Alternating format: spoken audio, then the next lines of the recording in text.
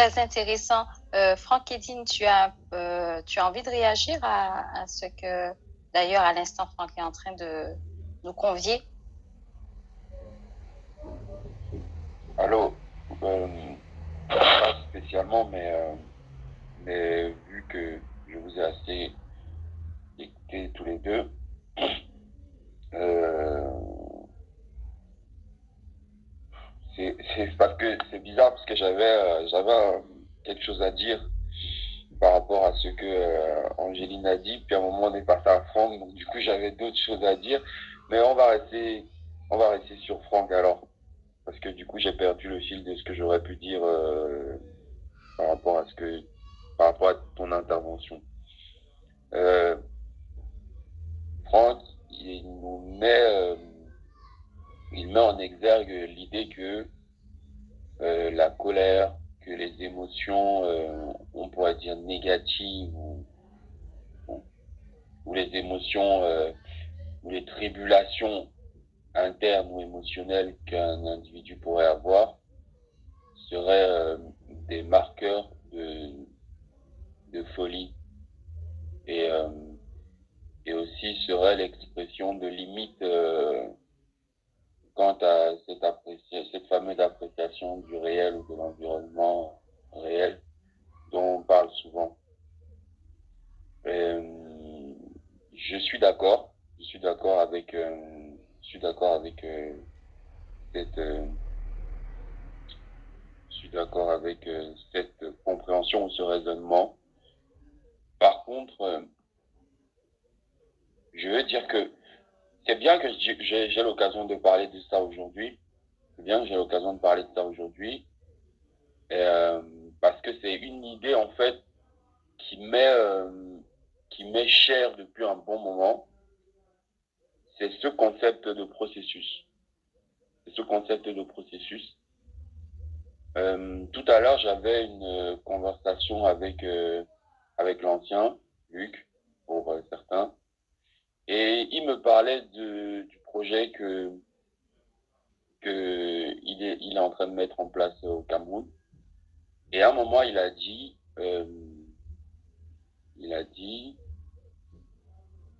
que le projet avance petit à petit, que le projet, un truc comme ça, c'était ça l'idée globale, c'est que il avance à son rythme. Et, et je lui ai répondu que Rome ne s'était pas fait en un jour. Et c'est dans ce cadre-là que je parle du processus. Pourquoi ça m'est cher?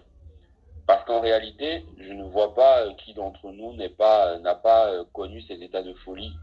Parce que si nous pouvons en parler de cette façon, c'est peut-être parce que nous avons pu en avoir, c'est peut-être parce que nous avons pu en avoir comment dire, des éléments au niveau de l'expérimentation qui nous permettent de décrire, qui nous permettent de décrire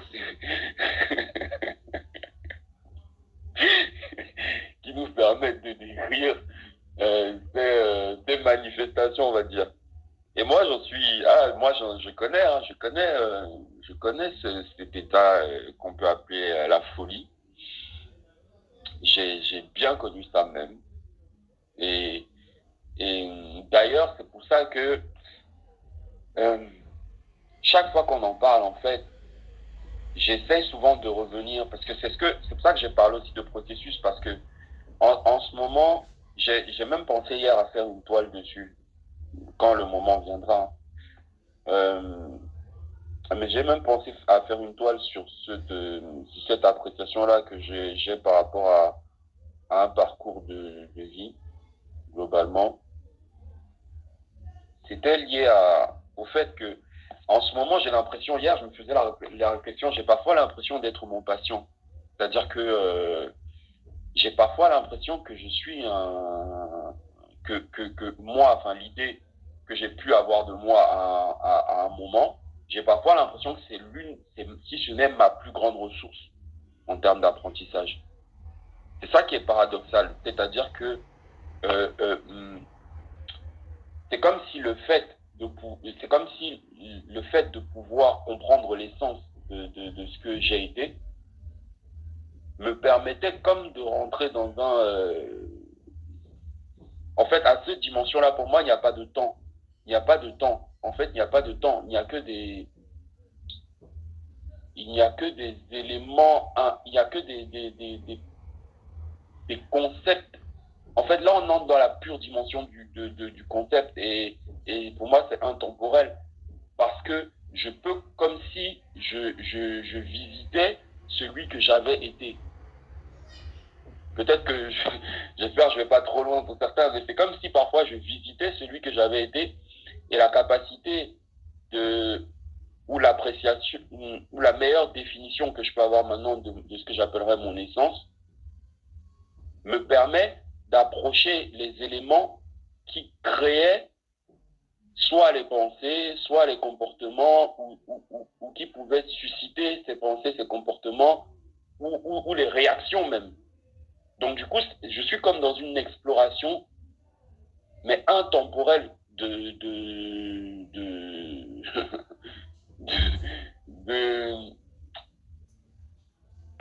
identitaire, de mon identité. C'est pour ça que je dis intemporel parce que ça peut être, et je dis intemporel parce que ça peut avoir été, certains diraient que ah ouais c'est le passé, d'autres diraient c'est le présent, mais comme cette identité je ne la vois pas comme quelque chose d'individualisé, je la vois comme quelque chose qui est en même temps présent parce que ce n'est pas parce que certains éléments ou certains caractères ou propriétés ou normes que j'ai pu porter auparavant, c'est pas parce que je les porte plus aujourd'hui qu'elles n'existent pas sur le plan métaphysique. Donc pour moi, en fait, il n'y a pas de temps. Donc, lié à la dimension de folie, je vais revenir principalement à mon propos pour le connecter au sujet même dont on est en train de parler. C'est que la folie, la folie pour moi, consisterait simplement pour moi à ne pas être conscient qu'on est fou. Parce que fondamentalement, pour moi, selon l'appréciation que je peux avoir de l'environnement, on l'est tous, d'une certaine façon. On l'est tous. Personne ne peut vraiment dire qu'il a une appréciation. On peut avoir une conscience des fondements, des fondamentaux de l'environnement, c'est ça que j'appelle l'essence.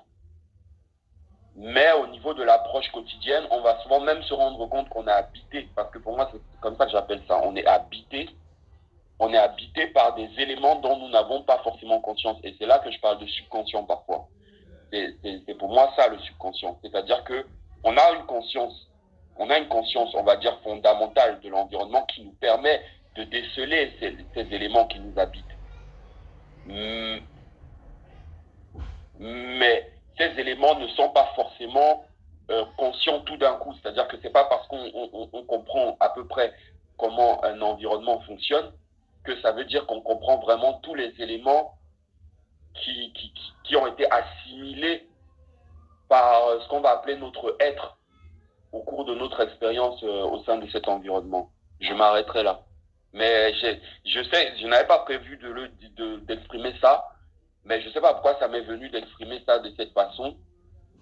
C'est pour ça peut-être que mon discours, soit il est peut-être trop long, ou soit il n'est pas assez synthétisé.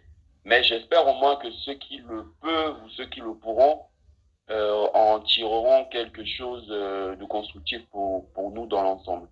Voilà. Merci à toi, Frankéline, pour ce partage. Merci d'avoir profité de l'opportunité pour nous partager cette réflexion en lien avec, que tu as inspiré, en tout cas, le thème sur la folie.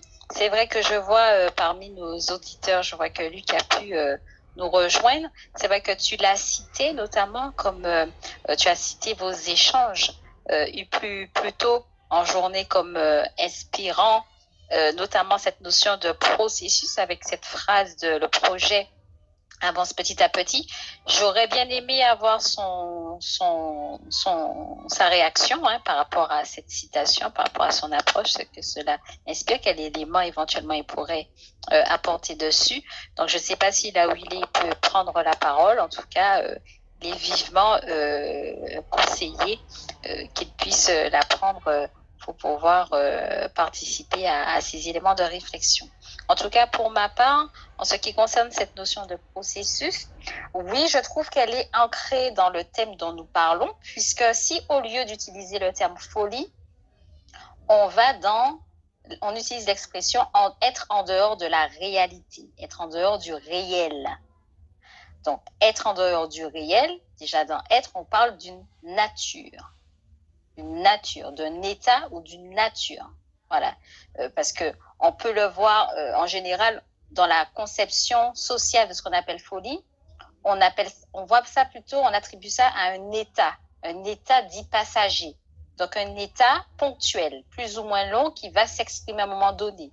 Alors que, il me semble, dans la profondeur de la dimension de la folie, on est plutôt dans une dimension d'être, c'est-à-dire dans une nature, dans une dimension vraiment en ce qu'on peut appeler essence fondamentale de qui constitue l'imaginaire, l'univers, les matériaux.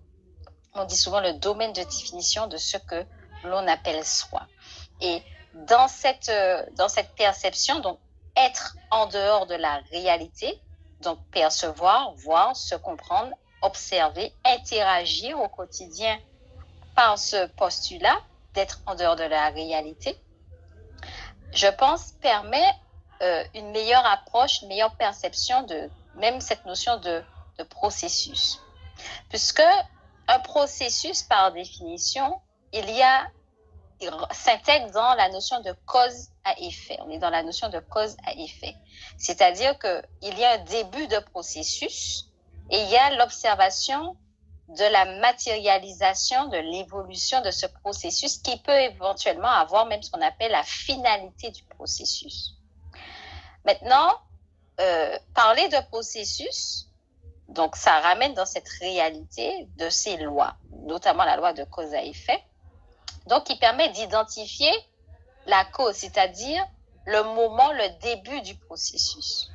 Et comme le signalait Franck, effectivement, il n'y a pas de possibilité pour pour une nature en dehors de la réalité, d'elle-même de se sublimer dans la réalité. Il faut forcément une rencontre. Et quand on dit rencontre, on ne parle pas forcément d'une rencontre, on va dire, physique, mais plus on a un regard élargi des multiples vecteurs et moyens possibles dans l'environnement, pas seulement social, mais global, dans lequel on a l'opportunité d'être dans l'expérimentation que l'on fait au quotidien, on voit qu'il y a multiples possibilités de rencontres. Donc, il faut forcément une rencontre, cette rencontre, dont la provenance vient d'une dimension, donc dans le réel, du réel, de la réalité, pour commencer un processus d'élargissement de cette perception. Parce que ce qui me venait aussi comme image, c'est que ce que les gens appelaient folie, les troubles mentaux, la psychose, c'est le fait qu'à un instant T, il y a un degré d'une nature, de l'expression d'une nature qui s'exprime. Mais à l'instant T, ce que l'on observe, c'est peut-être la matérialisation d'un processus, c'est-à-dire qu'il y a une cause en termes d'idée de soi, en termes de perception, la construction d'une personnalité qui, au fur et à mesure dans l'interaction, il y a un processus qui va faire qu'à un moment donné, un instant T, dans certaines conditions, eh bien, ça va s'exprimer d'une façon. Et là, on dit que non, quand ça s'exprime comme ça, c'est la folie. Alors que peut-être, pour mieux comprendre cette expression un instant T, il ne faut pas le dissocier de toute la trajectoire et de cette même dimension de causalité qui s'exprime dans ce processus d'expression. Et c'est même en parallèle avec donc, ces lois qu'on comprend, que moi je comprends la notion de processus dans ce que tu dis, cette capacité, lorsqu'il y a donc l'élément causal, donc cette rencontre réelle entre quand le réel apparaît, en fait le réel commence à s'exprimer en termes de perception, en termes d'idée de soi, la réalité commence à interagir au quotidien. Et effectivement, là, on peut parler de processus. Maintenant, ce processus, en termes d'intensité, d'augmentation de l'intensité d'expression, forcément, elle est intrinsèque à un dénominateur commun en termes de nature. Voilà, c'est une nature qui s'exprime de façon de plus en plus forte, de plus en plus claire, de plus en plus avec une intensité et un impact dans son environnement de plus en plus grand.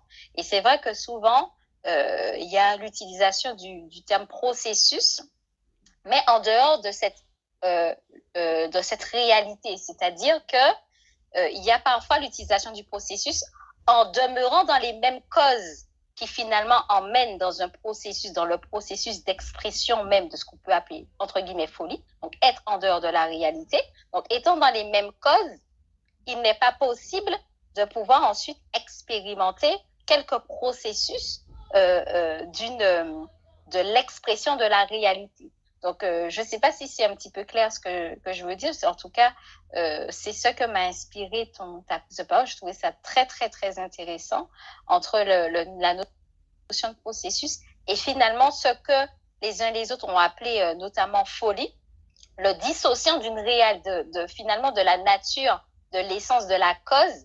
Et c'est ce même qui fait que, toujours en dissociant ça, c'est ça qui fait qu'il n'y a pas de guérison, qu'il n'y a pas même la possibilité de pouvoir créer là autre chose qui va être à ce moment-là dans l'expression de la réalité et donc sortir de la folie. C'est pour ça que dans la société, toutes les rencontres, elles alimentent ce qu'on appelle la folie, ou elles vont pouvoir peut-être atténuer l'expression, mais sans jamais changer la cause. Donc, ne pas permettre qu'il y ait un autre processus qui puisse se mettre en place. Donc, c'est un petit peu ça qui me venait par rapport à ta prise de parole. Donc, oui, je t'écoute, Franck.